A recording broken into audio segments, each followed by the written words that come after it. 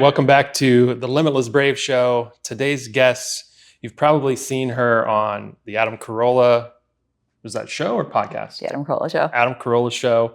She's a co-host and writer for Adam Carolla, co-host for Dr. Drew on Loveline, and runs one of the oldest dating podcasts in America with her friend Marnie, How to Get the Girl podcast.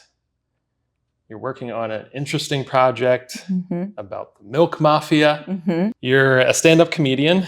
You've probably seen her on Fox, TLC, and Comedy Central. And a dating coach specializing in banter. Welcome, Kristen Carney.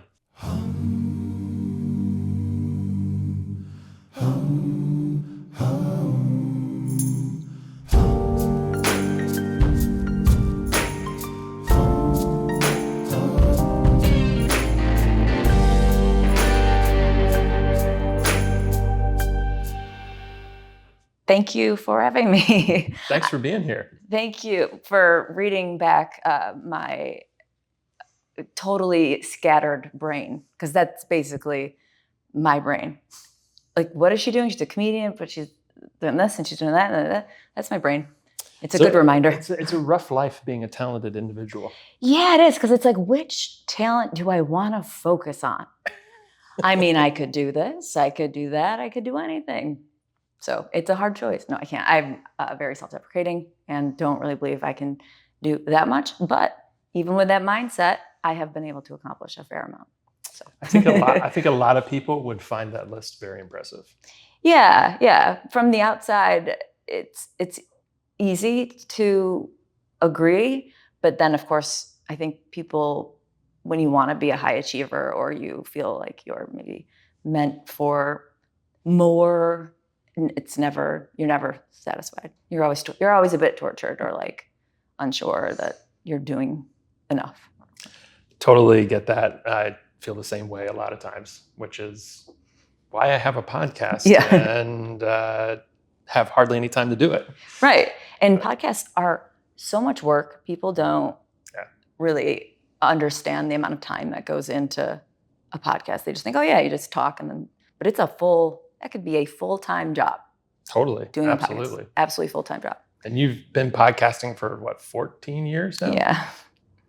Yeah. And it's funny to hear you say like America's like oldest dating podcast, because then all of a sudden I'm like, should we be on Silver Singles? Like old and dating in the same show. Oh God, I never knew I would, get there. But that's it's a cool thing, but also like the duality of it is like, I can't have an old podcast on dating. I have to have a young, fresh podcast on dating. Ooh. Yeah, like having the oldest podcast is a weird coming together of worlds that you never thought would coexist, but they do, like in your own life. Yeah. You think you're never gonna, You started that in what, 2000? I believe it was 2011 or 10, 2011. Yeah, I should actually know, and I've been meaning to look, but the pain of looking to actually see, oh my God, it has actually been X many years. I've enjoyed putting that off. How's it evolved over the years? It's evolved in a way that you kind of have to evolve, which is not aging, but subject matter changing, because as you live, you have different experiences, and so perspectives change and life changes, and so we've just evolved as we've gotten older and kind of brought, I think people are age with us in a way. And so we talk about totally normal dating stuff like dating apps and all of that. But we also focus now on stuff that we wouldn't have before, which would, be like, not that I'm in my 50s, but like dating in your 50s or dating dating divorced women, stuff like that, when we started, that wasn't front of mind. And So was it more like just two single girls putting a podcast on kind of thing, or? Well, it was, so Marnie was married when we started the podcast, and I was in a long-term relationship. And so it really was not two single girls. And we started with actually kind of a roundtable idea with other girls as well, but it was too many voices and it was too chaotic. And I would never want to be anything remotely close to The View. And I felt like Joy Behar. So Marnie and I just kind of, we're the most passionate about it, and we had the best synergy. And so it was really more of a project for both of our own growth. For her business, it was like a wing to her wing girl business. And then for me, it was a way to grow as a comedy person, because I was really only there to give like one-liners and jokes and make light of things. It was not at all having the intention of me giving guys dating advice. It was to make the show kind of fun or funny. And now we're very serious. I still will throw in my lines here and there, but I've become a dating coach myself. So I can't sound so silly and ridiculous. So, but cool. Yeah. Cool. And I forgot, you have one more podcast. I do. Which I love the name of. Love. It's a good name. The Hoe Rogan Podcast. The Hoe Rogan Podcast. That's right, baby. Because we know as women, with just nothing sexual in the title, no one's going to listen. No. I'm really excited about it because it's political and social commentary, and that's been kind of bubbling up for so long, but done with a comedian as well, another female comedian. And we see ourselves as a bit of the female Rogan, in the sense of well, the same amount of boob, more hair, same boob, less weights, less science-ish, just go but open discussion. Yeah. And no judgment and political incorrectness, and trying to just add some reason and realness to the world of that, which I know there is a lot of, but there's not really any female comedians with our political leanings speaking openly on podcasts. So I think we're kind of like the first, and we've just been doing it for a little over a month, like a month and a half. Like we've done 5 episodes, I think. So it's still so new. Yeah, it's a huge departure from what you've normally been podcasting to this. And it is super funny and political and hilarious. And I love it. Thanks. I love it too. And would love if I could just, I love what I do, but if I could just walk in every day and podcast awesome. About bitching about things in a fun way. Oh my God, what a dream. So, we think the name is special, but we have a good dynamic, my co-host and I. And so we're hopeful that it might turn into something more substantial. And we're both very excited. Cool. Yeah. Cool. And I had to confirm, I'm are you sure? Because we're kind of like Thelma and Louise here in a way. Yeah. We're throwing away a lot of friends, acquaintances, not friends, real friends stay. But it really was kind of we gotta just take the plunge. And absolutely. She said, "Yeah, no, I'm down." And I was like, "Sweet." She's a badass, and I feel like one with her. So cool. Yeah. Cool. Yeah. So prior to getting to running podcasts, into comedy, the TV appearances, and everything else you've done, let's start at childhood. What was going on growing up, and how did you get to where you're at currently? Mostly revenge, driven by revenge, frustration. Smart. Yeah. I grew up in a really, really small town, and I was bullied. And so I always felt like if I can just get out of this town, it's like that cliche kind of thing, I can spread my wings and fly. But I wanted to, at the beginning, I really, I enjoy performing. I love stand-up. I had to be like the class clown in school because I was bullied, even though I looked like the person who was doing the bullying. I wasn't. So you weren't a mean girl? No, I was a very nice girl, and that was a problem. Don't be nice. It's not going to get you very far. So really at first, I didn't have the courage to do what I really wanted to do. So I went to college for the traditional bachelor's degree, and I fell into depression. I was like, no, this is not what I imagined after school. I thought I was going to become me. And so I had to find the courage somewhere, and it didn't just come from spite. That's a Seinfeld reference. But it was a big jump or risk. And so I needed something that would make me be willing to take that risk. And that was proving to like people that I grew up with that I was way more than they pushed me down to be, or how they perceived me. And so really at the beginning, I had this love for performing and stand-up, and like all I did was watch stand-up. And I grew up on Seinfeld. I was obsessed with Seinfeld. He was my safe gay space. And and so I was truly like in love with comedy, just never thought I would have the guts to do anything with it or to try. And so proving that I was more, that was really what kind of set me on the path. And then a lot of mental illness kept me going. Okay. Just kidding, no. And then, growing and learning what do I do? What do I actually enjoy? What do I not enjoy? And so I'm not motivated by spite anymore. I'm motivated by just money and greed. Love it. Love it. Yeah.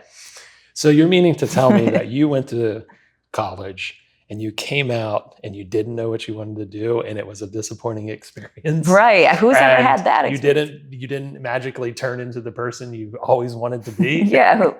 Who didn't have that? Yeah. No, I had a complete illusion that you just leave home and you literally fly, you soar or whatever. And then that's how you fall flat on your face. That's only for Harvard and Yale students that are heavily connected. That's true. And I'm none of those things. But I think I was also kind of confused because the people that I were friends with, I liked them. They were very nice girls. And I had some guy friends as well. And I mostly have guy friends now, but they seemed to love the experience. And I didn't. I wasn't excited to go out on St. Patrick's Day with matching green shirts and drink and be like, wee, and so I felt really displaced and confused. Like, I know I'm not an artist, but I'm also not like a college party girl for sorority person. So where do I fit?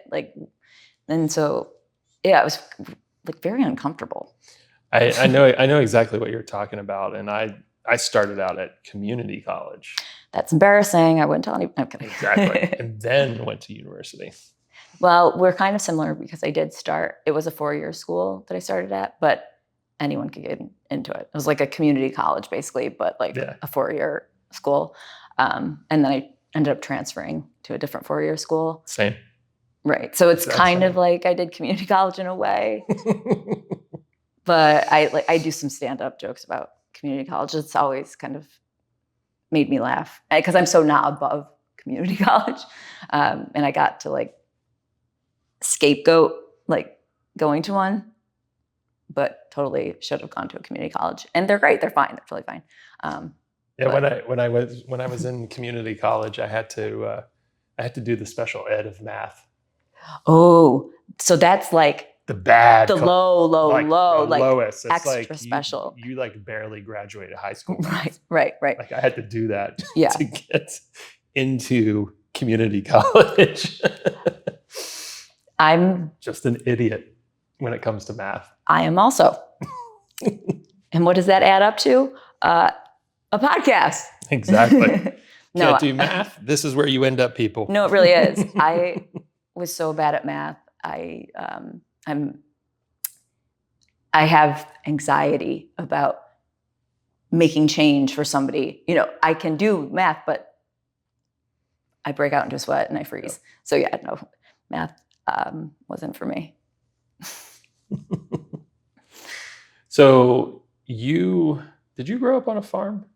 I grew up. Or is it just a farming community? I grew up in a town that's surrounded by countryside, and both sides of my family are dairy farming families. Nice. But I grew up in a town on a street with neighbors. But okay. 2 minutes up the road, you could get to the country and be in the beautiful countryside. And 7 to 10 minutes from there, you could be at my cousin's farm. Nice. So okay. Cool, yeah, cool. Yes and no. It's like very hickish and very hickish. So yes, yeah. Nice. Yeah. Awesome. I know. Similar experience. I mean, but I originally had grown up in this little town, and then same thing, a couple minutes outside town, you're at the farms, and then my parents, like, the town was getting bad. My parents were like, we're out of here, and they went and bought a farm. Oh wow. Yeah. Isn't that crazy that a farm is an upgrade? Yeah. That speaks to how bad the town is. Yeah, it was bad. It was bad. So yeah, they bought a farm, and I know the experience. It's That's awesome. Yeah. What kind of farm? It was a dairy farm. Oh, it was? Yeah. Why didn't you bring this up? I don't know. This guy's talking to me all night last night. I'm telling him about these farms. He doesn't mention anything about his own farming stuff. Yep. Oh. Well, Farmer Dave and Farmer Kristen. Exactly. This is the new Farmer podcast. Exactly. Dave here with the Limitless Brave Show. And gentlemen, this one's for you. Are you struggling with your dating life, or maybe your relationships? Possibly the marriage is on the rocks. Maybe you're having a difficult time making money. What about your health? Is that good, or is it in poor repair? And maybe you've tried everything you know how to do to climb that corporate ladder, but you're still not getting anywhere. Or if you're finished with the corporate world, you've been hesitant on starting that new business. Or maybe you just do not feel confident taking on one of the most unique roles we have as men, and that is being the protector. Guys, for the past 15 years as my full-time career, I've been coaching men all over the world on those topics and how to rise above everything that's holding them back to get that amazing dream life. I've been helping men understand the art of living masculine for a very long time, and I would love to help you. I have a very simple, nurturing, 0 to hero philosophy when it comes to working with me. It's not anything difficult. It's not anything hard. It's not abusive. It's just common knowledge that I love to share with men to get their minds switched on in the right direction so that they can go out and live an amazing life that every man should. If you want to know more about this, check me out at limitlessbrave.com. Get signed up to my email list, and we'll be in touch. So they operated and ran a dairy farm out of the blue. Like, we're just going to buy a... So my dad, when he was growing up, he worked on a dairy farm. Oh. Yeah. So he knows about farming. Right. Yeah. And do they still have the farm? They do, but it's not operational anymore. Yeah. That's what happened to one side of my family. The others, it's pretty much non-operational. It's still operating a little bit, but the other side, so my mom's side, they're growing. They have tons of cows. It's so weird to say, like, oh, my cousins have just like tons of cows. like fat friends, or no, I'm just kidding. Bad joke. Their operation is legit because they did things right and by the book, and they were, really conscientious and hard workers. And then my dad's side of the family, they were a little colorful. And so those farms didn't make it into this decade, really. But they started as one farm. My great grandmother and grandfather came over from Sicily, and my grandmother they're was Sicilian. oh yeah, oh hell yeah, Nice. Nicastro. Nicastro. And my great grandmother, who obviously I never met, which would be really cool if I did, but she was basically in charge of the whole thing and was this savvy businesswoman. And they came over to the States to make money. Like, just money was in mind. That was it. And they were going to go back to Sicily. But my great grandmother was doing so well. Like, she opened one farm and then another one and another one and another one. So she ended up opening and running four farms. And my great grandfather, it's a little bit of a mystery of what happened to him. Okay. Remember they're Sicilian. Yeah. Okay. And she didn't want to go back to Sicily because she was making too much money. And so here we are now with all of her offspring fucking it up, kind of, in a way, and Gotcha. the farm not existing anymore. But they also didn't really want to, some of the kids chose to go to college. And to my grandparents, that was like, who goes to college? Who do you think you are? Go to college. Yeah, all uppity and whatnot. Yeah. Like, you don't do that. And so that kind of happened. So, any interesting memories from like teenage years of like growing up in an area like that? Yeah. So uninteresting that they're interesting. Yeah. If that makes sense. Totally. So the town I grew up in is the home base of Remington Arms gun factory. And my grandfather worked, my dad's father, he worked on the line at the gun factory. I'm just like, I can't believe I'm from here. I'm a blue blood. I should be from Cape Cod or like Martha's Vineyard. Like, this doesn't feel right. How did this happen?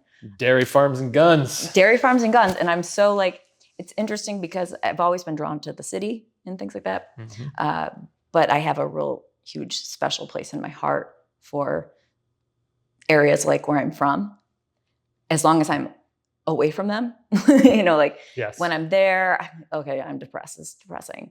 But from afar, I see the beauty of the simplicity. Yeah. The charm of it all as well. Yeah. And the silliness too of it at the same time. Mm-hmm.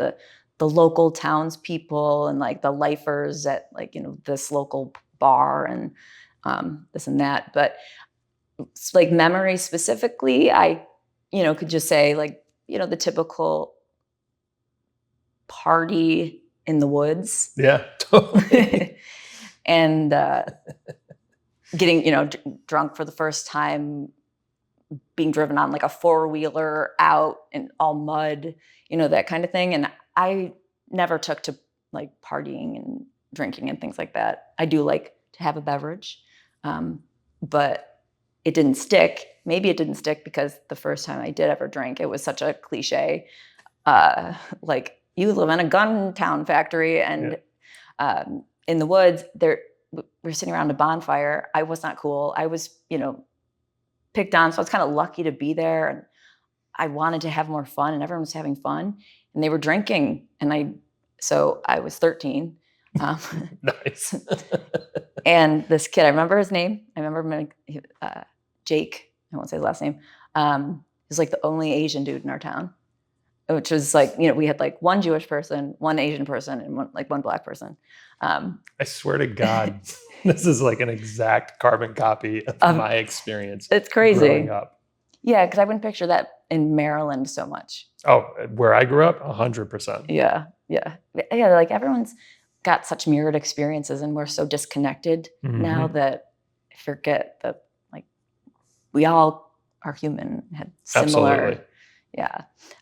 But he had vodka, and I just took the bottle of vodka because I just wanted to be a fun person. I didn't want to feel like nervous about being like running into the wrong girls that didn't like me. And so I just like grabbed the vodka and I was this, and I probably had like this much, but I'd never drank. I was so wildly drunk.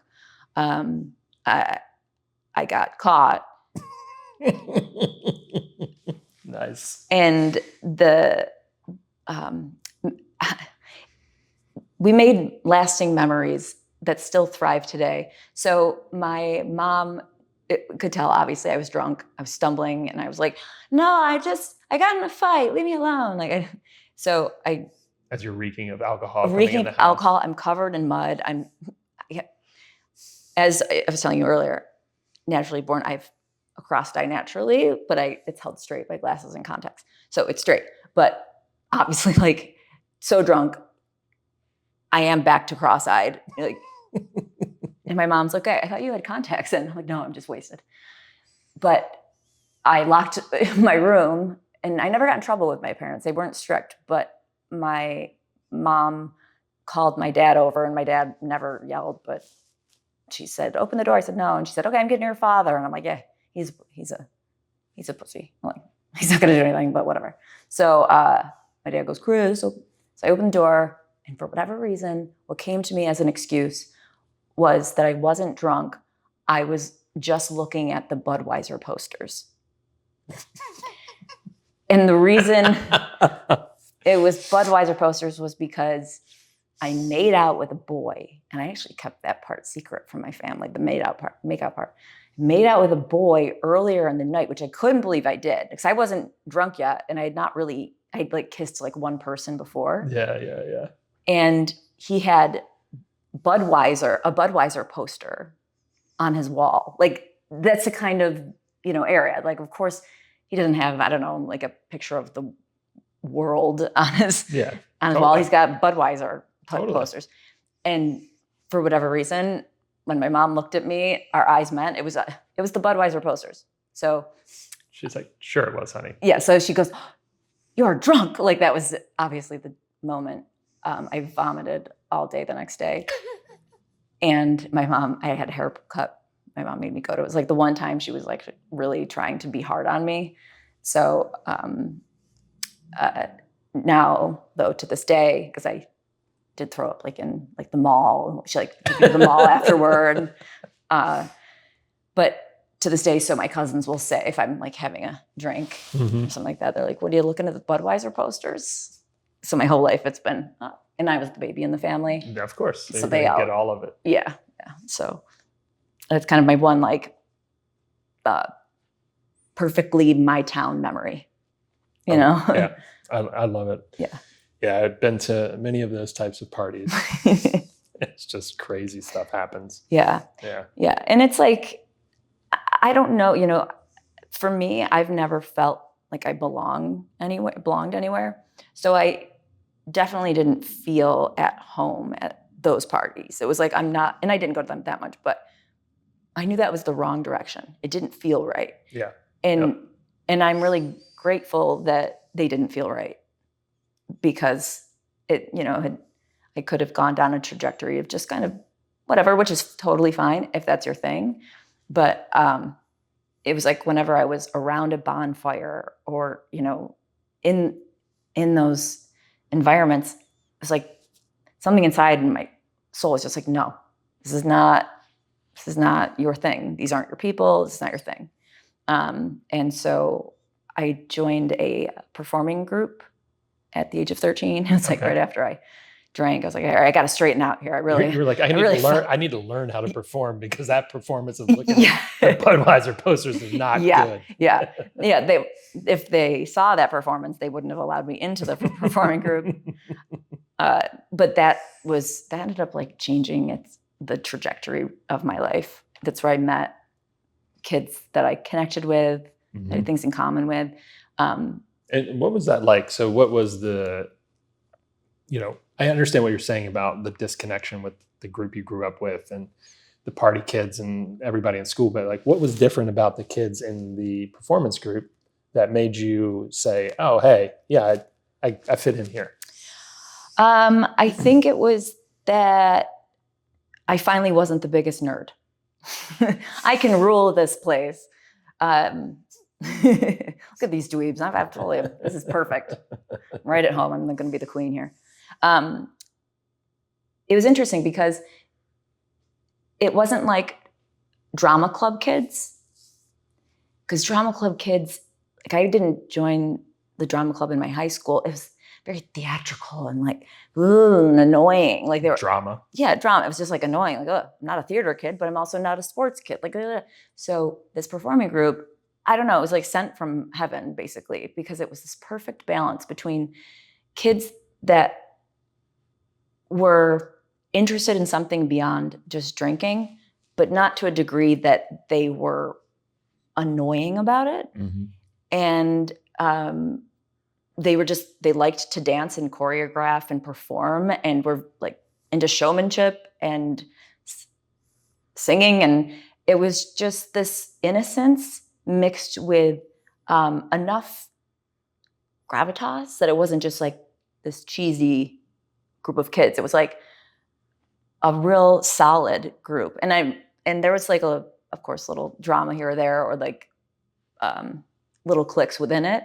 But everyone was always so loving to each other that to this day, I mean, we have the soul connection that we can't put words to it. It's really weird. But in that kind of area, so, I'm from the farm area. 20 minutes out is the city, a little bit of Utica, New York. And so that was like the big city.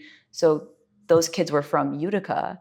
I was very intimidated by them because they were city kids. In Utica, Utica has like 40,000 people now. The big town of Utica. The big city. City kids, got to watch out for them. Like my grandmother used to call it Utica City, like it was because she was on the farm, So there was something I think about going out of the small town to a small town, not a small town, that was just right for me. Like there were different cultures in Utica and different types of people, and they were more open and playful and fun and not so embarrassed. Like I remember like I always liked to wear makeup.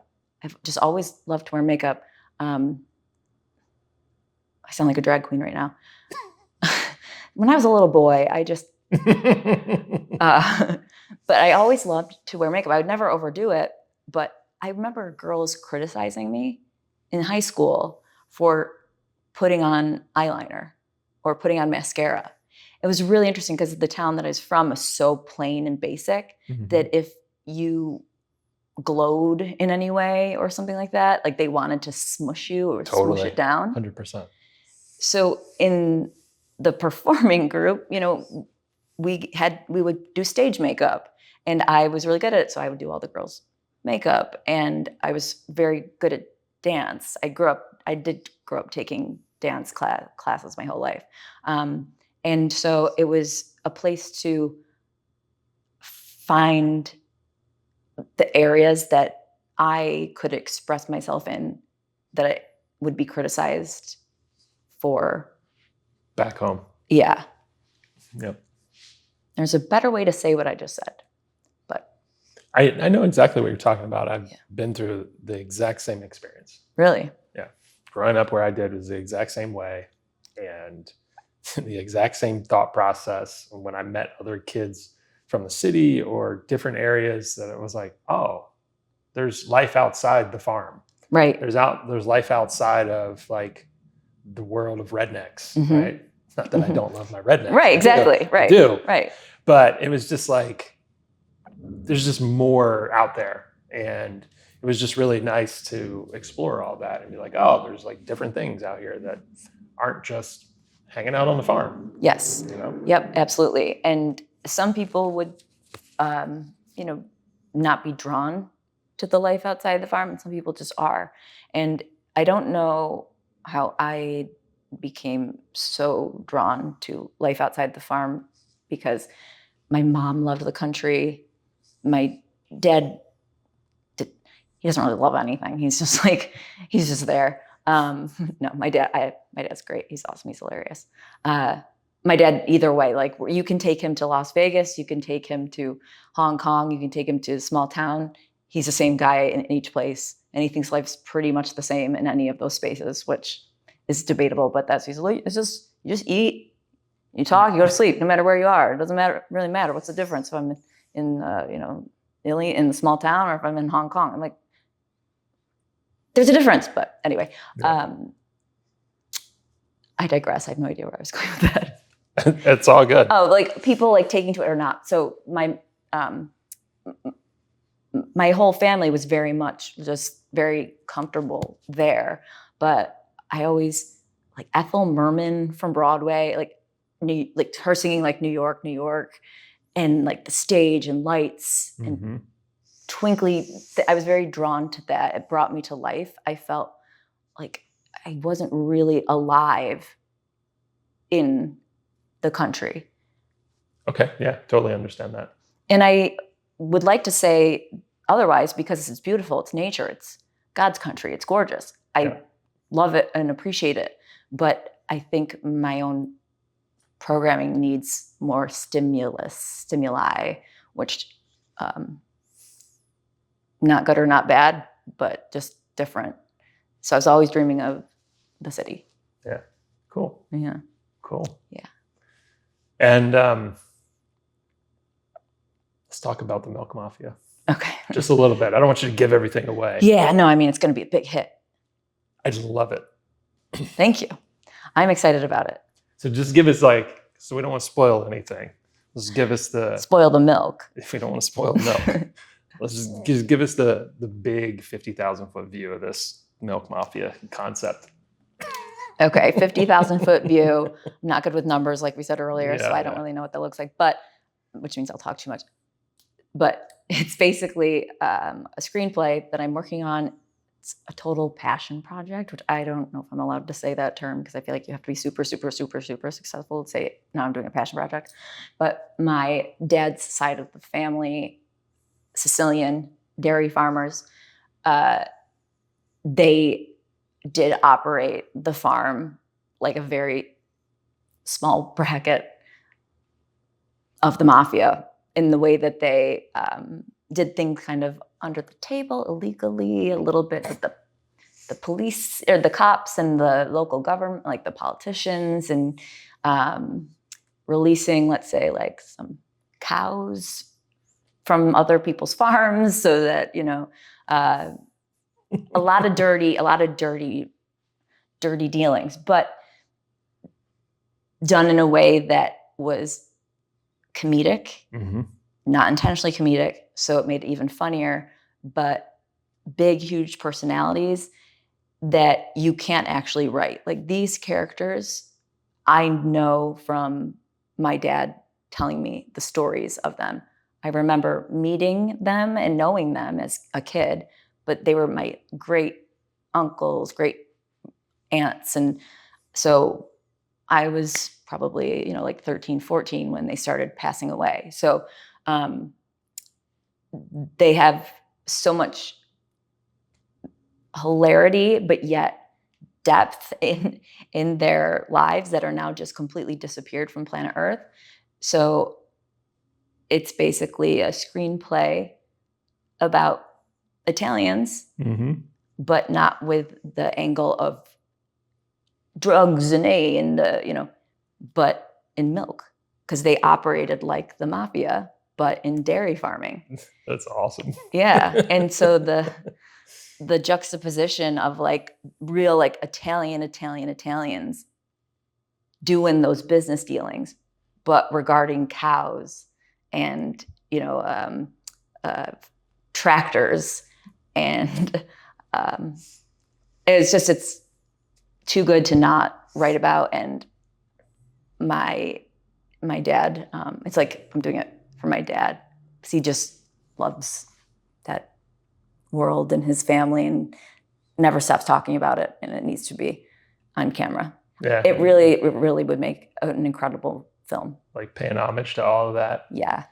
And then there were moonshiners involved, right? Yeah. Nice. Yeah. Nice. They were doing the moonshine right from the get-go. I think that's really how my great-grandmother and great-grandfather started to have any money at all. They came from Sicily, went to Brooklyn, I think for like, I don't know, 6 months or something like that. And way upstate, not like a little bit out of the city, but 4 hours northwest, land was really, really, really cheap. So I think they bought land and just settled there, middle of nowhere, gun factory kind of nearby thing. But I think they got by at the beginning with money from moonshine. And they made moonshine, and they'd, pay off the cops and the local police to let it keep going. So love it. My grandparents met because of the moonshine business. Awesome. And awesome. So that's part of the reason why I'm here. My other grandparents met at a line dance, which is sweet and adorable. Yeah, proper. And then my other side, they met, making moonshine. Running moonshine. Yeah. That's awesome. Yeah. That's awesome. Yeah. Yeah. I mean, Appalachia is full of moonshiners still to this very day. And yeah, it's crazy. It's cool. I know a couple of them, and it's really interesting. Yeah. And that hardiness, that grit that they had to survive, and like in the Depression, and they, save all their money. They would be so disgusted with us, like with the, 100%. Like I was just sitting here all emotional and like, I think, toughen up, shut up, you got everything, you're fine. So paying homage to them is so important to me, but also like a weird way, I like want to make them proud. Of course. Because I feel like I disappoint them every day with being high maintenance and being one of those city girls. Yeah. Hey, Dave here with the Limitless Brave Show. I hope you've been enjoying the show as much as I have been enjoying making it for you. And I want to introduce our next guest. And this guest is doing some amazing stuff in the world. Please welcome Woobies. Now, I've recently partnered with this company because of their incredible mission. Their mission is to put a pair of Woobies on every homeless vet's feet. That's a huge mission. And it's one I can get behind. So guys, if you go and purchase a pair of Woobies, a homeless vet's gonna get a pair of shoes for free. And we need to help out our vets because they put their life on the line so that we can live in this incredible country. And so I was very curious about this company. I flew down to Dallas, Texas, where their headquarters is. I spent the day with the CEO, and let me tell you, these guys are on point. And not only that, it's a veteran-owned company. So it's veterans helping veterans. What an awesome mission. So these are the Mod 2s, and this is the high top version. They also make a low top version. These shoes can be worn on land and in the water. This is the official shoe of Naval Special Operations Dive School. Guys, if Special Operations is using this shoe, you can too. And so I took my Woobies to New York City recently, to Washington, D.C., and around Los Angeles. And let me tell you, they were comfortable right out of the box and something that I enjoyed wearing. They have a true paracord shoelace and a certified non-slip sole. So if you need a certified non-slip sole for your work, these are the shoes. And this is a canvas upper, and it breathes and dries really quick. So if you're in and out of the water, like I am when I'm diving, these things are awesome. They have a lot of different colorways for you to check out. So please go support their mission at woobies.com. That's awesome. They've disowned me from the grave. I can't wait to see that. It's just so cool. And I love hearing all these like little stories about things that go on in the world. And like here in California, there's a pistachio mafia. I would believe it. And it's vicious. They're like off people. Yes. No, really. That's very vicious. Like I was trying not to take it there. I don't know if my family did any of like that extreme, but I know that there was stuff like real serious stuff involved because it was all about money, and it doesn't matter what industry it is, it's money. So it's pistachios, if it's almonds, Yeah. if it's milk. It's like, no, people take their livelihood very seriously. And especially if you're like, I mean, back in the day, like an immigrant family coming over to survive and to have a better life, like they're going to do what they need to do to get there. Absolutely. Some honestly, some not so honestly. Absolutely. And the not so honestlys give us good movies, and good stories. Yeah. And A lot of drama in that. Yeah. They're like just a walking movie, like everything about their existence. I love it. Yeah. So how did you get into comedy? When did you start realizing you were like, I could be a comic? I still am trying to think that. I'm still trying to feel like I could be a comic. It was more by default because, like you mentioned, being bad at math. I was horrible at math. I was horrible at school. I liked performing. I had to be funny to survive. Like that's how I tried to, fit in, or not tried to fit in, but that's how I had any control over my own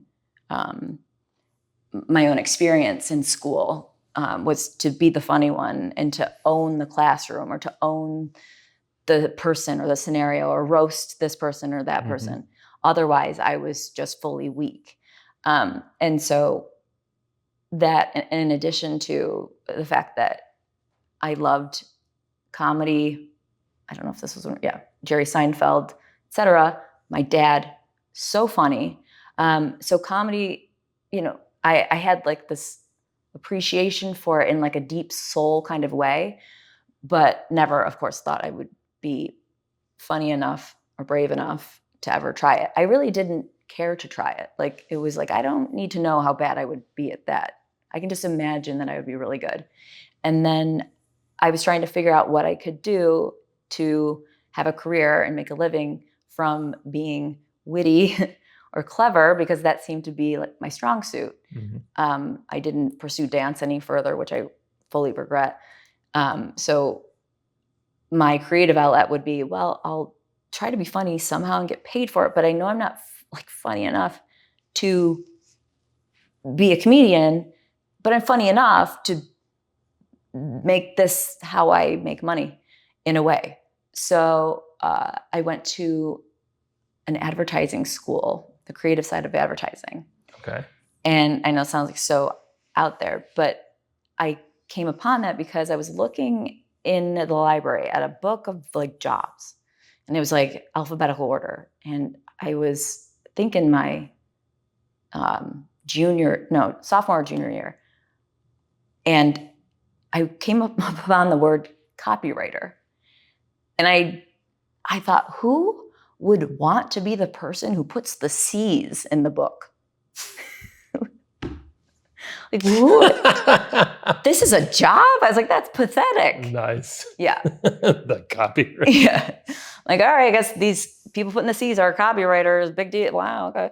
But then I looked it up, and it basically described a creative in advertising that can potentially write funny commercials or heartwarming, whatever, heartwarming stuff. And all of a sudden I went, oh my God, that's how I can make a career. I can write funny commercials. I can do that. Yeah. And so I became enamored with the creative side of advertising. And I would look at like the communication arts, which was like the yearly annual of like all the best ads of the year. And I was just fascinated by them. And a lot of these ads in their print. And you can see the intelligence and the wit behind them or in them or popping from them. So not everyone can appreciate them. Yeah. But I saw the elegance of the wit in these print ads, but these are ads that never make it to the public because they're too smart. They're not to insult people. I know you have to have. I mean, hey, at the end of the day, we all know that like most TV programming is at 5th grade level. Right. And so all of these ads that would be in the ad annual that would win awards and stuff, they were things that the creatives did for themselves and the agency that the client didn't end up going with for the most part. And so I got in a couple internships, ended up going to an ad school. And in the ad school, so ad school is basically, it's kind of a scam. And I didn't know what a scam was at the time because I was from a farming town. I'm like, I should have known though because of my dad's side of the family. I was going to say. Yeah, they How'd you scam not know artists. that? Hello, Kristen. But they made you take total scam. I know, so sorry, I'm like repeating this. But what they are places are places to give a lot of money to have people who already work in the ad industry there to see your work, network with, and basically push you into a job afterward. Okay. It's very, at the time, and now it's changed. I mean, that was a long time ago now at this point, but I know it's still competitive, but to just get a job as a creative at an ad agency straight out of college at that point in time wasn't possible. That was the message. So when I had these internships, they were in Buffalo. I went to school and college in Buffalo. Wow. Okay. And so the agencies saw my passion and they said, if you want to work at a big agency and, go to the city, you have to go to an ad school. So I went to Chicago Portfolio School and they made us take a stand-up comedy class because interesting. Because they wanted to see if you could write comedy because commercials sometimes are funny. Yeah. And so they really wanted to work that muscle of you're not here for just like marketing. Like you're here to be a voice and creative and speak for a brand and stuff like that. So stand-up was relevant and tied to it. So I had no choice but to take the class. And I didn't know that really going into the school. It wasn't like, oh, I'm going here because I'll get to try stand-up. It was more of a surprise, like, wait, what? We have to do stand-up? You're like, what? Why? Yeah. And it was like just this kind of, oh my gosh, this is what I was meant to do. And I mean, things come and go, but it was the stage. It was being funny. And it was a combination of, everything that I loved, making people laugh, performing, and being insightful, blah, blah, blah, all this stuff. And so that was basically my demise because it's all downhill from here. Yeah, because I never ended up going into advertising. Okay. I just started making my way, doing some little stand-up stuff here and there, waiting tables, and becoming like that kind of like starving artist where I was like, I have no idea where this is going to lead. I don't see myself as like becoming a famous comedian, but I know, and I maybe could, but I knew in my heart that was the direction for me to go, was to comedy. And in what capacity that would end up in, I had no idea. But it was that kind of moment where it clicks. You feel, that feels right. But then things come up where they didn't feel right, where it was like, show business is not that great. And like, that doesn't feel right necessarily in certain ways. Yeah, it's difficult. Yeah. Definitely difficult. Yeah. You mean to tell me that college you didn't use the thing that you went to college for? Well, like all underachievers from high school, my degree is in communications. And so I do teach banter and guys how to communicate, even though it has nothing to do with what I learned in college. The degree, ironically, somehow ended up matching up in a way. Perfect. Yeah. And so how did that lead to being on the Adam Carolla show and doing stuff with Dr. Drew? That was part stubbornness, part manifesting, part hard work. Okay. So, like I mentioned, I never felt like I belonged anywhere or fit in anywhere. And this was a while ago. It was 2009. Not when I started working for Adam, but when I thought I would work really well with Adam Carolla. Mm-hmm. I have the same sense of humor as him. He's obviously he's a genius. He's one of the fastest, wittiest people, and people either love him or hate him. But I thought like him, very common sense oriented, Mm-hmm. a little bit of a tough love thing, even though I never had tough love. I just had love. I don't know where I developed that kind of sense of bootstrap type thinking, but I was listening to Adam Carolla's radio show in the car one morning on the 405. And I remember Great place to listen to the radio. Yeah. Not much going on. Yeah, you're sitting there for 8 hours. Yeah, exactly. Going 2 miles. Yes. Sometimes just one. Yeah. And his sidekick, Teresa Strasser, Mm-hmm. she felt very in line with me. And I thought, I don't really fit in with these other kind of areas of comedy, like the I don't know, the kind of alternative alt scene was very big at the time. Mm-hmm. I didn't really jive with that. I didn't fully jive with the club comics, just straight up kind of cheese jokes. Not that back then that's how I was perceiving it. So I didn't really know where I belonged again. And when I heard Adam and I heard Teresa, I went, oh my God, that's for me. It's those kind of clicks, but you have no path for how to do that, how to get there.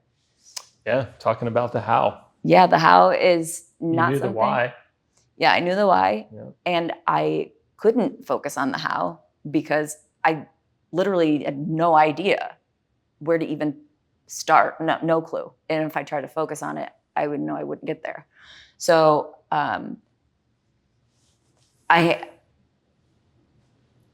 very soon after Adam's radio show, that station turned into All Music, and they dropped all of the talk. Okay. And that's when podcasting started. So Adam transitioned very quickly, not into a different gender, but into a different gender of podcasting, which nobody really knew about, really, for the most part. Okay. And so I followed him, just listening to his podcast all the time and listening to Teresa, and just had that. When I talk about manifesting, it was just my sights. I just knew my sights were set on Adam Carolla, and not in a stalkerish way. It was just that's my vibe. I don't fit in anywhere else, but I fit in there, and I know I do. I know it in here. How to get there? Again, no idea. So, if I'm on a tangent, I can. No, I'm curious how you got there. So, I just knew podcasting. Okay. Podcasting. That's the only thing I'm doing comedy, but Adam's not a stand-up comedian. He's not going to notice me and be like, I need to have her in here. So I just thought, I'll just focus on podcasting. It doesn't have to be Adam's podcast, of course. I'm just going to get into podcasting. I have no direction, just going to get into it. And so I met Marnie, who is my co-host of my podcast. And I met another young lady. I took these hosting classes. Okay. And it was more television hosting, hi, welcome to the red carpet. But it was a really good decision to make, which I didn't know. How is that going to get me closer to Adam Carolla by taking these red carpet interview classes? Yep. But a girl there had been doing some red carpet interviews. She met Maria Menounos.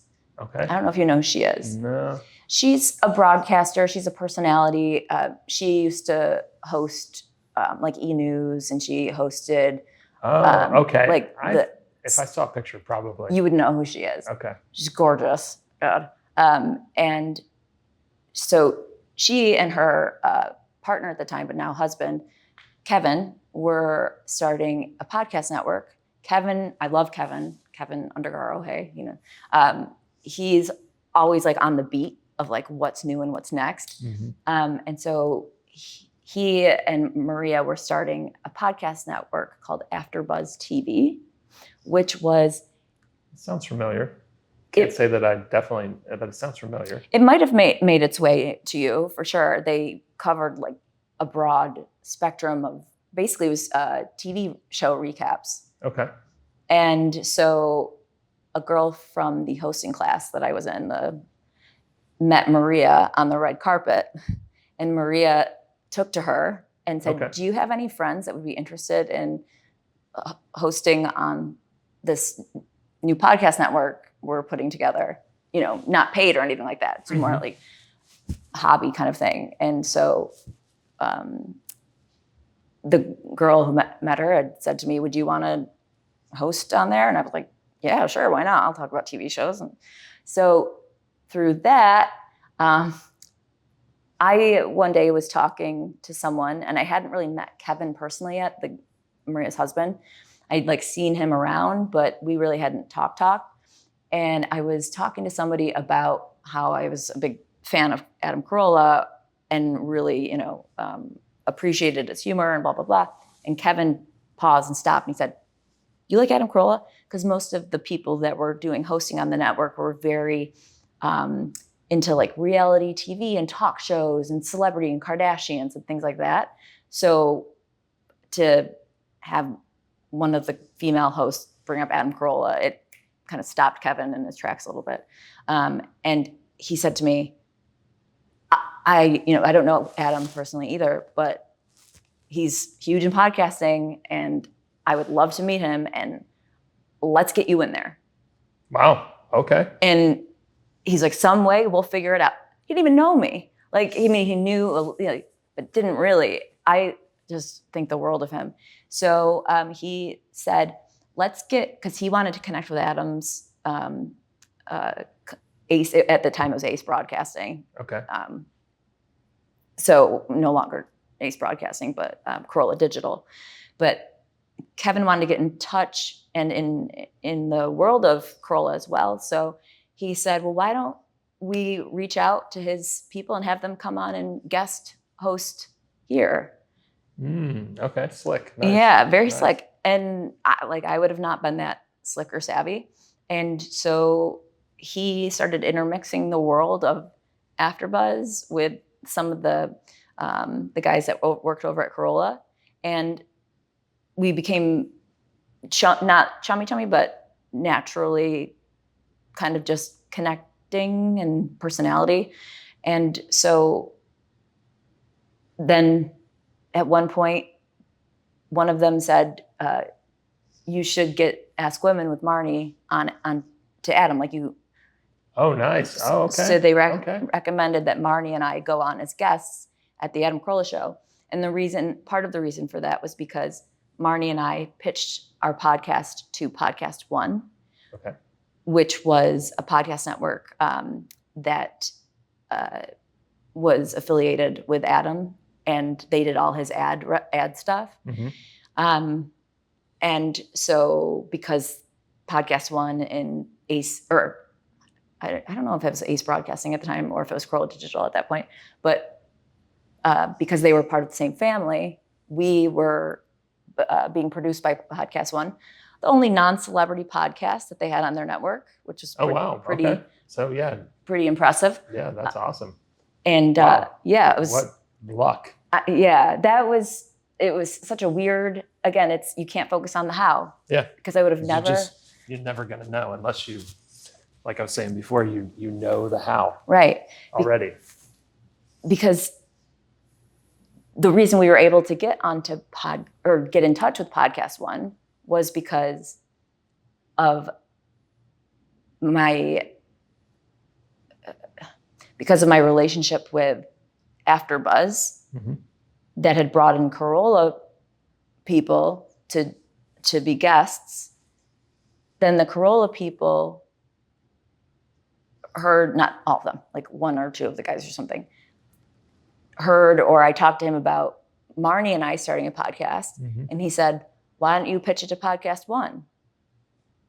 And I was like, why not? Because who am I, kind of thing, And so he was like, no, that's a great idea. And Marnie was like, we totally are good enough for that. Marnie's really got that real sense of confidence. And so I had to get on the phone and with someone from Podcast One, but I got on the phone with them through someone from Carolla, which it's just like, so it was a bit of stubbornness in the sense that I really wouldn't do anything else.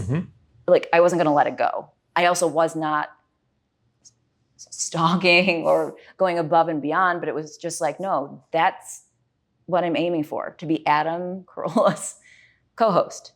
And if you're trying to become a doctor, there's a path. Absolutely. And there's plenty of positions open for, doctors and teachers and lawyers. You follow pretty much a path. And it was like there's one spot. Yep. I was going to say there's only one opening. There's only one opening. And you were so hyper-focused on that. Yeah. And I wasn't hyper-focused on it in a way that was negative. Like it was really a truly like a genuine connection that they didn't know existed, but that I knew existed.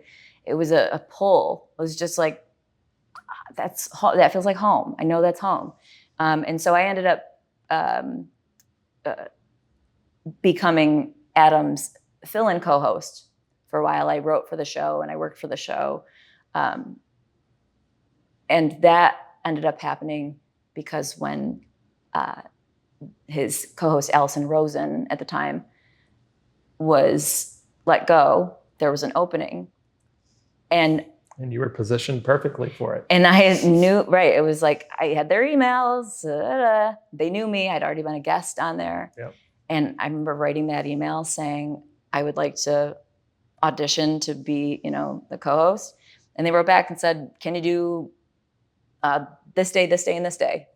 And it was like, oh my gosh, how did I do that?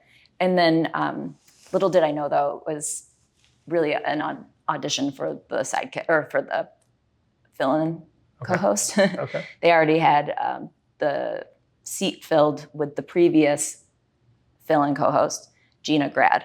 Okay. So Gina was already had a contract with them, and she was very radio friendly, which Adam was looking for more of like a radio kind of Robin sidekick, not like a comedic sidekick like Teresa and Allison. He wanted to go a little bit more neutral.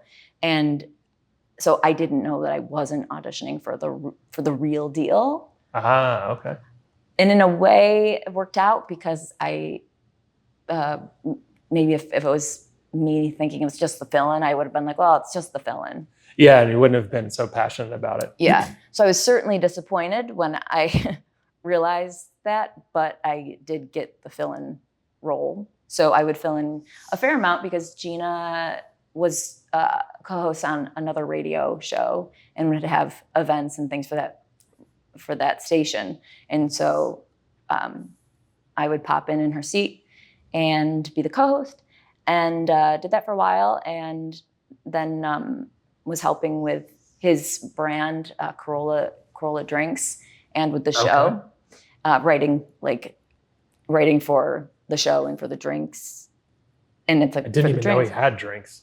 Yeah. Mangria. Never heard of it. Yeah, it's actually amazing. So it's sangria, but stronger. Mangria. Okay. And it was like, I guess one night Adam went down to have some wine. I don't know if he was like in his bathrobe or something. And he poured the wine out and there was like nothing, like it was like, there wasn't that much. And so he's like, well, I guess I'll pour in some vodka and I'll pour in some of this and then pour in a little fruit or whatever. Like it just, so it would be drinkable. Yeah. And it was really good and really strong. And so he's like, make this into a product. So now there's Carolla Drinks, like a line of drinks. Okay, interesting. Yeah. I didn't even know that. Yeah. Mangria genuinely is delicious. And it will get you so like hammered. I mean, you will be looking at so many Budweiser posters. The whole world will be one big Budweiser poster. So. And did that lead to hosting for Dr. Drew. Yep. And it was almost a multi-tasking kind of, not multitasking. It was almost this multi-connection because Dr. Drew was with Podcast One and Loveline is about dating and relationships. I was doing a podcast, or still doing the same podcast, but about dating and relationships. But in my journey to Carolla, I had no intention of doing anything with dating. I didn't know about it. I didn't know it was an industry. And I happened upon Marnie through this website called askmen.com. She was making videos for them. Oh, really? Yeah. Yeah, I've actually been featured on there as well. Have you? Yeah. I know that website. That's funny. Is it still around? I have no idea. I was actually saying that the other day. I have to check. So I was doing some videos for them. Okay. And they said, will you do a segment called Ask Women with this girl named Marnie Kinrich? She's a relationship expert. I said, sure. So we did this roundtable thing of guys asking questions, and Marnie was, she was the, what do you call it when you are like leading the conversation? Like the proctor or like the person. Host or the moderator? Moderator, yeah. Marnie was like moderator, and there were a few of us girls, and we were answering questions. And then I said to Marnie after, I didn't even know this was a thing. Like, I don't know what you do, but this could be a good podcast idea. Because again, I was just focused on podcasting. Okay, interesting. It was like the only way that I could get anywhere close in my head, toward what I wanted to do, even though it had nothing to do with dating. So Marnie said, oh yeah, that is a good idea. And I should do a podcast, and that's a good extension of my business. And so with Dr. Drew and Loveline, it ended up matching perfectly because it blended dating and relationships with Adam Carolla, because Adam Carolla had co-hosted Loveline with Dr. Drew. Yeah, I remember that. And when I said to Marnie that this would be a good podcast idea, there was the idea of Loveline in the back of my head, because Adam had co-hosted with Dr. Drew, of course, in the 90s, Loveline. But it wasn't, I wish I could say, no, I thought, yeah, Adam, Loveline, podcasting, but I wasn't that savvy. But I just thought, yeah, no, a podcast, dating, and then it just so happened, right, Adam had co-hosted Loveline about dating and relationships. And here I am hosting a show about dating and relationships, but I didn't really put it together until, wait a second, Dr. Drew. He would, him and Adam have been friends for years. And so it was this weird, perfect little marriage of like, I was trying to get to work with Carolla. And on my way, I ended up becoming a dating coach, which made it perfect to work with Dr. Drew, which made it perfect to work with Adam. It was just this weird everything unfolding. Lined up. Yeah. That's and nice. So like you have to trust the process, as lame as that sounds. There's no other way. There's no other way. Literally none. None. And truthfully, I didn't really trust the process. I just went with it because I had no other choice. Okay. There was nothing else that I was willing to do or could do.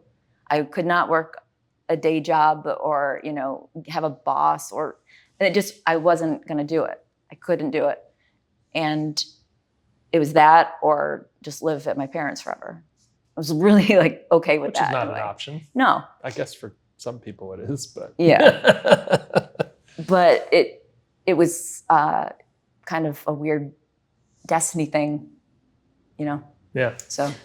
Cool. That's awesome. I mean, I remember Loveline in the 90s with Adam and Dr. Drew. I'd listen to it all the time. I was like in high school or whatever. Yeah. This is a cool program. Yeah. And it was really sad when it went away because I thought it was really, really cool. It was really cool. I loved it too. And I really liked Adam. And I think for a teenage girl to be drawn to Adam, he wasn't like this like hot guy and like he's kind of got, this like nagging voice, which maybe I can say, but like, he's got the like a nasal voice. And so I just know what drew me to him was his sense of humor, and his practicality in his humor and his truthfulness in his humor, and there was no filter and no inauthenticity. Mm-hmm. It was just truth. And I've always been very passionate about truth, whether my truth is an actual truth or not. But Adam was just a truthful guy. So in high school, I really liked Adam, but I wasn't thinking at all like, Yeah. I want One to day work I'm with gonna him. be on that show. Yeah, it was just Yeah. like, oh, he's great. Like that's how I think. And Yep. then What's going on for comedy for you right now? How's your comedy changed over time, and like what are you really looking to do into the future with your comedy? comedy, comedy. Me avoiding the answer. Currently, where I'm focusing my energy comedy-wise is on my podcast, the Hoe Rogan Podcast, Mm-hmm. with my comedian co-host and friend Allie Breen. I do stand-up, I do shows, I do spots, as you would call it, but I don't, at this moment, care if I am working that hard at it, Mm-hmm. because where I really feel at home and the most natural, just like things clicking with Adam or clicking with like performing group, is this podcast with Allie. And so my comedy is going to become much more political because of this podcast. So it's changed over the years from starting out thinking I could tell jokes like Jerry Seinfeld's style jokes. Okay. And then I realized, obviously with Jerry's genius, very high level, but also it has to be believable. Mm-hmm. And so my kind of, observational takes, I'm like, what's the deal with, and I wouldn't do that directly, but that's how I started. And I just realized that didn't really resonate completely, but I still, of course, wanted to tell jokes that resonated with myself. So that went from a lot of bombing, because it's like this girl, who did she like, think she's like Jerry Seinfeld? She's not, even close. It doesn't feel authentic, even though it was authentic. But I started to then study a little bit more of like Sarah Silverman Okay. energy and kind of this irreverent, like flippant thing about big topics and making light of them. And that was already something that I enjoyed, but that is what basically gave my voice a pop, I think. And so it wasn't until then that I started to feel comfortable in my own skin, because I was doing well on stage, but also saying things I really did think were funny and worth talking about or worth poking fun at. And it really hasn't changed much since then, for many reasons. One of them being that I'm so cool doing whatever it is that I do. So now that I'm able to kind of speak my mind politically and socially, a lot of jokes have not been written because I've been afraid. Sure. And now that I'm out there and I'm like naked, doing your thing, just going, that's what it is. Now I get to write jokes that are even more honest than before. So right now I feel like if I go heavy into stand-up again, like I get up and I do shows, but it's not like I'm hustling or trying to book, like trying to feature for anybody or anything like that. If I do decide to get into it more heavily and put my energy there, Jeff Dye, do you know who he is? Mm-hmm. So, he's a good-looking guy. He's a comedian, good-looking guy, but he really came out strong politically, going toward the right with just common sense. Like, I'm a 2001 liberal. I'm a 2005 liberal. And like, that's the same as me. And he's really turned his comedy into focused and centered on that. Okay. And that's where I see my voice going.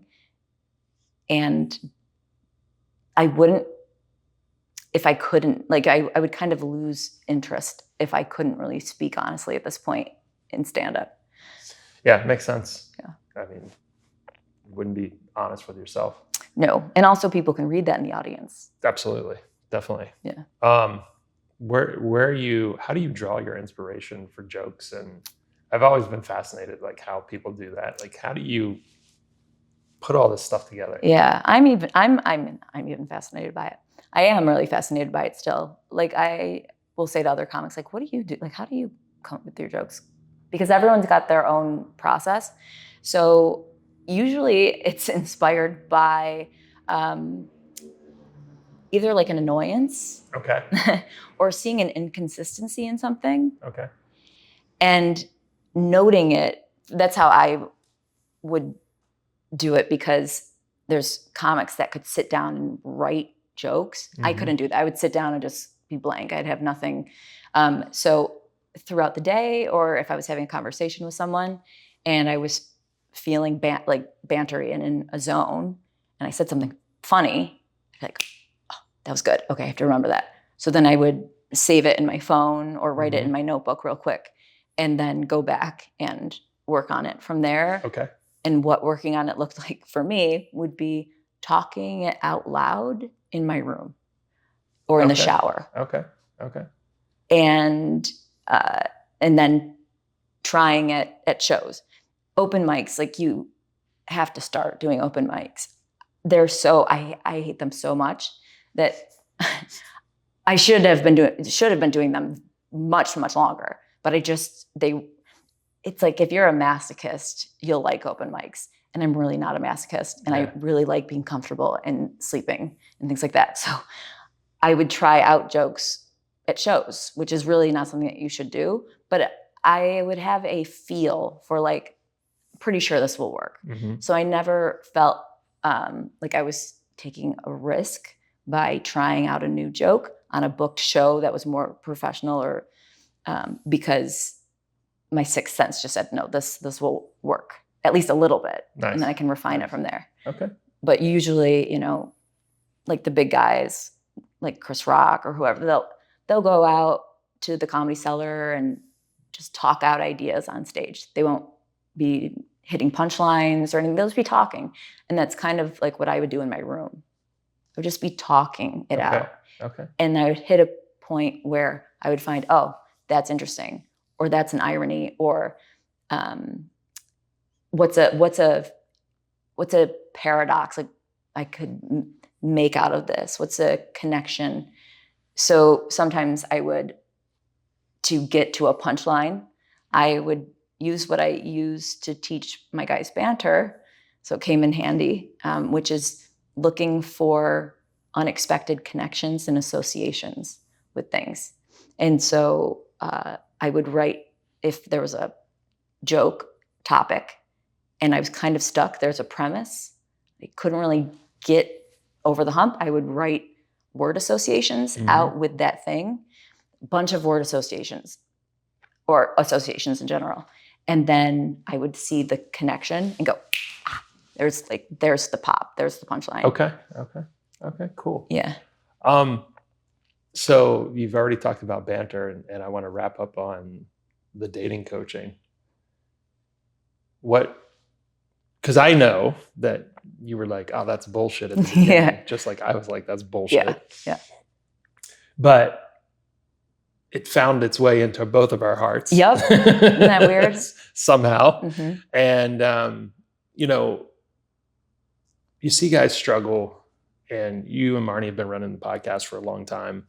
And what finally flipped the switch for you? You're like, yeah, I can help these guys. When I started dating, because I was in a relationship for a lot of the beginning years of the podcast, and that relationship happened before dating apps. I mean, there were dating websites, but before dating apps, it was before Tinder. And when I ended up breaking up with my ex and going into the world of dating, I mean, I was disgusted. I was like, this is filth. Ugh. It's like going to the trash bin.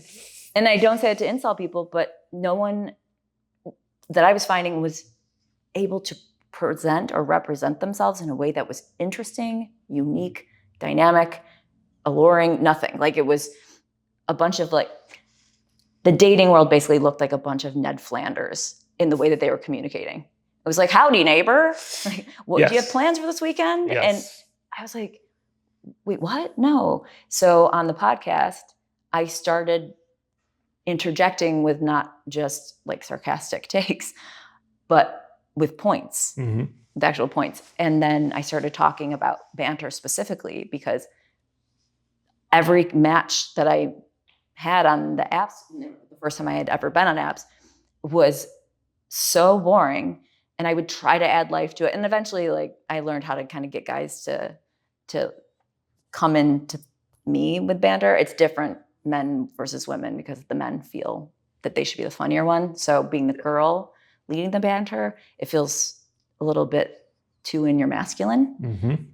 Yeah. And so sometimes I would turn that down. But I ended up giving tips on the show for how to banter, how to get the date online. And Marnie said, you should write a how-to banter guide, like ebook, and I'll sell it on my website. It would be really helpful for guys. And I thought it would take me about 2 days. It took me like 6 months. And I was coming up with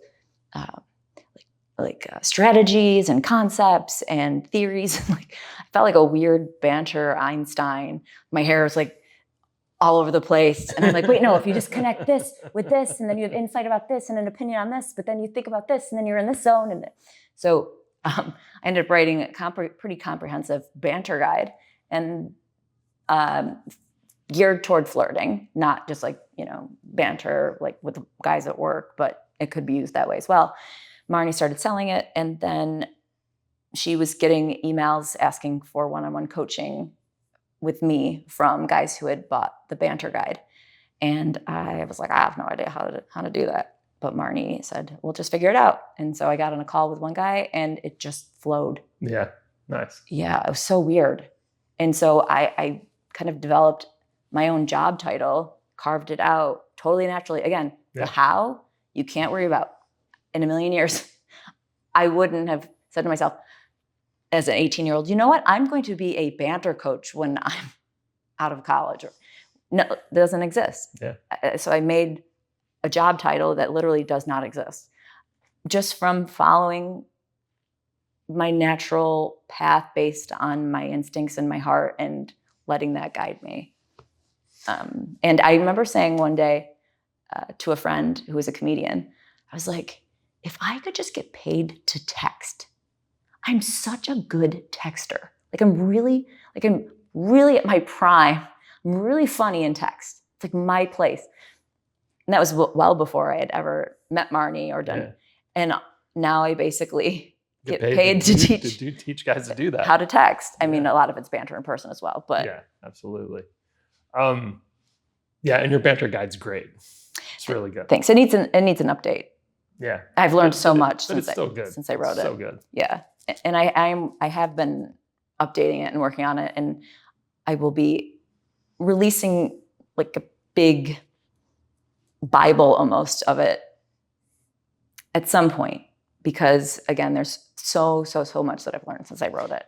It's a very complex thing to try to teach people how to converse and banter and have fun and be interesting and have some type of riveting conversation. Yeah, and you had said, I thought it was bullshit just like you did. Yeah. And I never, meet somebody, or not, I'm sorry. I don't really meet people who think you can learn how to banter. Yeah. Like they go, what? You can't learn. You really can learn how to banter. It's really not bullshit. I've seen the results. I've been doing it for 10 years. And so that was part of my journey into not finding it to be bullshit, but also spending the years on the podcast with all of these professionals and experts coming on our show, and really learning all of this, science and expertise behind connection and attraction, and seeing the changes in Marnie's clients when I believed that at first there's no way. I was like, I just want to be on a podcast and like try to be funny. That's it. I don't care if it's helping or not helping. I just want to be funny. And then I was pretty impressed when I started seeing the results from guys after enough time, and became a believer. But it also, in a way, became a believer because it also worked for me. It changed me. I grew immensely because of the podcast. Yeah. And you and I did a workshop together. Which just finished yesterday. And now we're shooting a podcast. Yes. And people will be like, well, what's so difficult about that? Right. I know. It's kind of like a model being like, it's hard being a model. Yeah. You have to walk down the runway. Yeah. But it is. Like, I mean, if you want to be professional at it, you want to do a good job, you want to get your clients what they came here for, it is a lot of work. You put your energy, you pour your energy into people. Yeah. And it really can zap you, but at the same time, really fill you up. Absolutely. So 100%. Yeah. But at the workshop yesterday, one of the attendees, very charming man, said, I started listening to you and Marnie 14 years ago. And he said, you were like so cynical and miserable, and like, this doesn't work and that doesn't help. And basically, like, he watched me make this life transformation. Yeah, over the past 14 years, Yeah. and it shows up in the workshop this weekend. Yeah. I mean, if I picture myself from 14 years ago, I'm like, yeah, no, that's me. But it's like, no, that wasn't me. Like, that was me really underselling myself and being very cynical in not a smart way. Because sometimes cynicism can protect you in certain ways. Absolutely. That was just as a guard. That was like to give me a point of view or a personality. Yep. It wasn't, really, really me. And so yeah, Marnie's witchcraft worked on me too. It really helped me grow, and I'm so grateful for everything that's come into my path. I couldn't have figured it out between my performing group. Yep. I stumbled into that, to Carolla, to Marnie, to dating, or to the banter coaching, to everything. It's all been this weird puzzle that found itself. 100%. Exact same experience. That's so cool. What do you find are the most common things that men are struggling with today? I would say standing out. I totally agree with that. Just being recognized in the herds of the online dating kind of massacre that it's done to the business in a way. So not being able to stand out because they don't know how to present themselves in person in a way to stand out, but of course online. But then that leads to them feeling a lack of confidence that snowballs. So I know confidence is an issue for everybody in every genre of life. Definitely, I feel like men are really losing their confidence because of the continued invisibility that they feel. They feel invisible. Mm-hmm. So their confidence wasn't great to begin with, and it goes down lower and lower and lower. And so the work that I do goes beyond banter. We do banter, but it's really finding their voice and their personality and what makes them stand out. And the unstudied person would, be skeptical that you can stand out, but you really can. Absolutely. You absolutely can. And I had a guy, one of my clients this weekend, he matched with a beauty queen who very cool. smart and intelligent. Oh, cool. And he said, if she's actually real, like, I'm going to submit you for some sort of like lifetime achievement award or something Nice, like that. And so, yeah, it's cool. I love working with guys because I love guys, because obviously girls were mean to me when I was younger. And I get to be funny with them and teach them how to be clever, witty. I don't really say funny because that's, I think, a natural trait. Yeah, absolutely. Yeah. So I just say we're aiming for clever and intelligent and insightful, and that can, aid in the banter and whatnot. Sometimes they end up really being really full of personality and standing out. What do you think is causing the invisibility? I think it has to do with, it's a very big picture scenario. And I think it really starts with our culture in general being very militant about what you can think, what you can say, who you can support, things like that. Mm-hmm. So people have unknowingly turned up their politeness, not in the sense that we live in a polite society, like we're drinking tea and crumpets, but in a polite way of sterilization, Mm-hmm. because they don't want to be cast out and they don't want to be judged. And so the men that generally come to me really don't know this. I mean, they know it, but it really hits home once we really get into it. But they're really out of touch with what they actually think, what they actually feel, because I believe it's been ingrained in us to groupthink. Yep. And groupthink hard.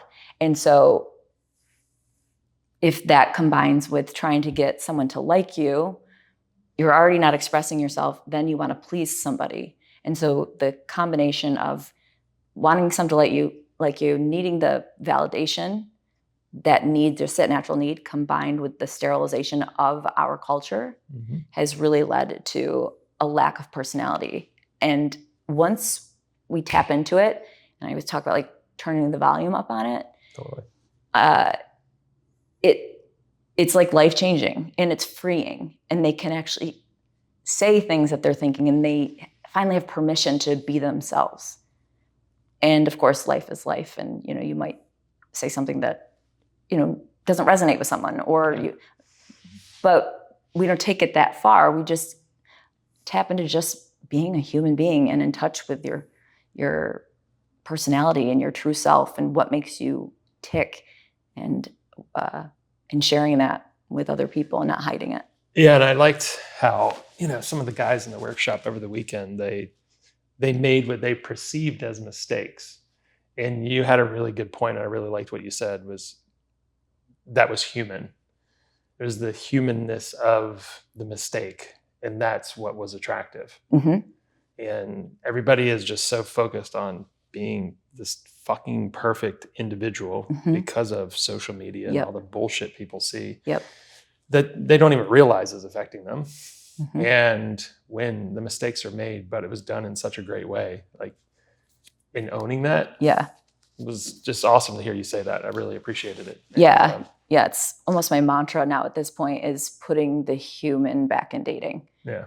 And taking away the clone that has become of so many of us. Yeah, definitely. Yeah. And I feel like there's purpose behind it for me, because I was saying to you before we started that I've always wanted humans to connect. Like I've always wanted people to understand the humanness of other humans and be able to share in the experience of being in this like meat suit.